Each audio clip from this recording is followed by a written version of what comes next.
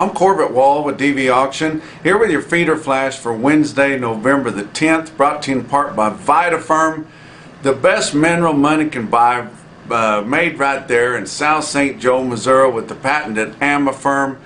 Be sure and check out all the products that VitaFirm offers for all different species of livestock. For more information, go to vitafirm.com. Cherokee contest, and here in Alva, Oklahoma, getting ready for the big regional qualifier LMA's putting on for the World Livestock Auctioneer Championship. They've got 6,500 head of cattle at Cherokee Sales Company. I talked to Jared Herman, and they've got 50 or 60 loads of yearlings, a lot of good calves in there, and really going to have a good contest. Very excited about that. But we get in here to this big contest and we realize how active our negotiated markets have been over the last couple of weeks. Your sale barns are always the negotiated market, always active, always have price discovery in them, as you have real bidders in there looking at the cattle, bidding on the cattle till they don't want them anymore, and we wish we could have more of that in your fat cattle industry. And indeed, we did have the release of the Cattle Price Discovery and Transparency Act that I talked about on our last visit. If you don't know what we're talking about, be sure and get in there on that last feeder flash video. It's a compromise between Chuck Grassley and Deb Fisher's bill. It's our chance to get the minimum negotiated cash trade. And we've got some sponsors on there. John Tester, a Democrat, so it's bipartisan. He's out of Montana. We also have Ron Wyden from Washington State. So this bill has got the support to do it if we don't knock it down out here in the country, in the grassroots. And like I said before, we're likely going to have one big trade association say that we shouldn't get government involvement in our cattle industry, which we know that we already do. Another one's going to say it's not near aggressive enough, but it's our chance to get something, and it's going to keep things adjustable as we go forward. It's likely going to keep the northern plains of the Midwest about the same. I mean, Iowa and Nebraska with 50% would be the minimum there in Iowa, but it's gonna build up the southern plains, and they're looking at taking Texas to around 13% negotiated cash. You think, well, that's nothing. Well, when you've been sitting here 6, 7, 8, 9% here for years and years and years, and you remember that it's per plant.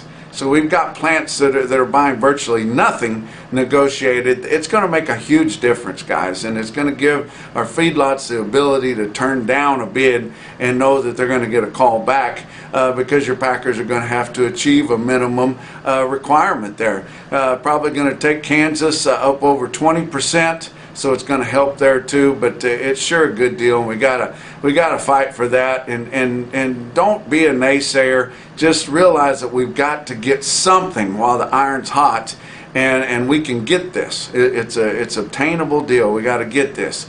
You look at what else happened on Tuesday. Your WASDE report there, supply and demand on your grains, was moderately friendly to your corn, which hurt your feeder cattle board a little bit, but a lot of it was kind of expected there. But they lowered the ending stocks on corn and raised the amount that we expect that they're going to use for ethanol. Well, that's pretty obvious looking at our oil prices and the lack of us being oil and energy independent that we had under our last administration. But it's something that we definitely need. Let's talk about your board on Tuesday. December live cattle futures up a dime at 132.20. February down 42 cents at 136.70. Go on your back months, they were moderately lower and kind of uneven, but not terrible. You got to expect that because both our live cattle cash prices and our live cattle futures, spot futures, and our feeder cattle spot futures are running at a premium to what our cash is right now. And even though we're in an active market and we're on an upswing right now, it's just going to jostle around there a little bit, so don't get too concerned about Tuesday's trade on your futures. But your back months of live cattle down 40 cents to up 20 cents. Feeder cattle, as I mentioned earlier, were some lower, but not terrible. November contracts down 67 cents at 157.90. January down a half a dollar at 159.80. Your back months on your feeder cattle down 32 to down 82. And it wasn't really corn that made the move. On Tuesday it was Kansas City wheat that was up 12 to 13 cents there, and now getting right back up there to where it was early last week, around $8 a bushel, which sounds really high. Fat cattle trade. We had a lot of rumblings about what was going on out in the country here early in the week on Tuesday. Not a lot of confirmed trade, but we'll probably get more of that as we get the roundup for Wednesday. But the bids of 130 and 204 were pretty widespread out there, guys. Some guys decided to take that, didn't get a lot of it confirmed. Some of them are holding for more. They were priced at 132. You got to make hay when the sun's shining, and we're short on market-ready supplies here. And I sure don't blame the guys for digging in. As happy as we are about gaining all the ground we did last week, $3 to $4, and getting the 130 that what we've been waiting on, there's no reason to take our foot off the gas. Iowa had confirmed sales of only about 700 head at 130 FOB. Nebraska about 800 head, 130 FOB and 132 delivered. Heard word about the cattle that were sold in that feedlot, and the delivery was going to be less than $1. So we can at least maintain the 130, if not build on that a little bit more. Kansas and Texas did not have any confirmed sales on Tuesday to talk about. Let's talk about an active auction market on fat cattle. Stockman's Livestock in Yankton, South Dakota. Their market was largely $1 to $3 higher. Conventional cattle selling from 128 to 132.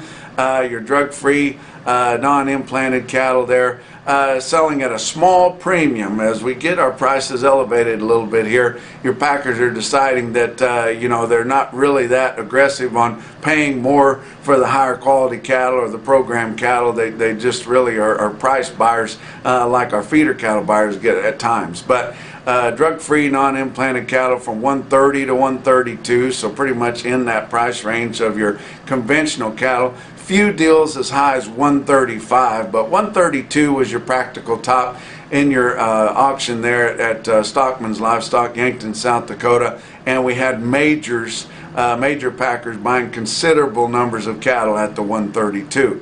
Box beef cutout values were kind of mixed on Tuesday. Choice cuts $287.80 down 85 cents. Select up 202 at 270.62. Our drop value is continuing to stay up there elevated, sitting on Tuesday at over $15.50 a hundred there.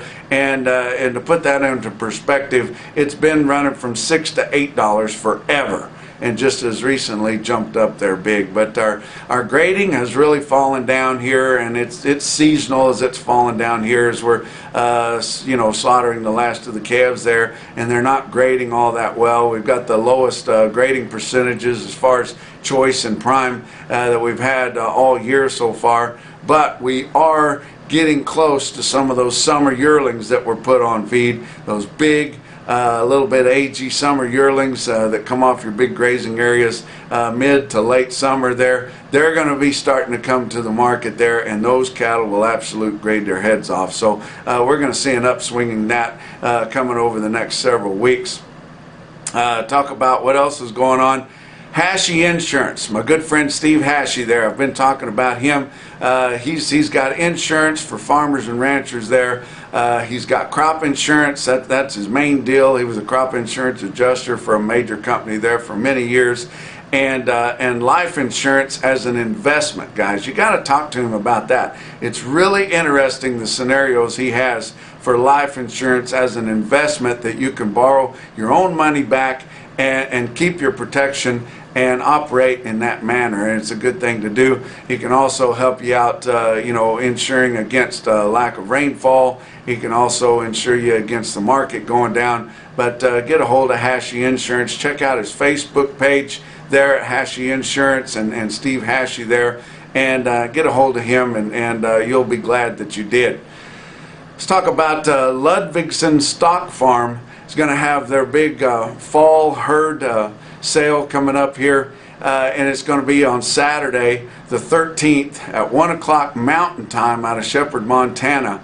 And they've got some really nice red Angus cattle there and some hybrids. So be sure to go on to dvauction.com and tune into that Ludwigsen sale on Saturday. Let's talk about your feeder cattle market, your real-time index on DV Auction on Tuesday afternoon, 153.40. That was up 68 cents as we started seeing more of those Northern Plains sales and Midwest sales that are selling at a premium to the big high-volume Southern Plains sales that we had on Monday. But look at some of your sales around on Tuesday. Ozarks Regional Stockyards, West Plains, Missouri, 4,300 head through the ring, another 900 on their in-house video that they do with help from DV Auction.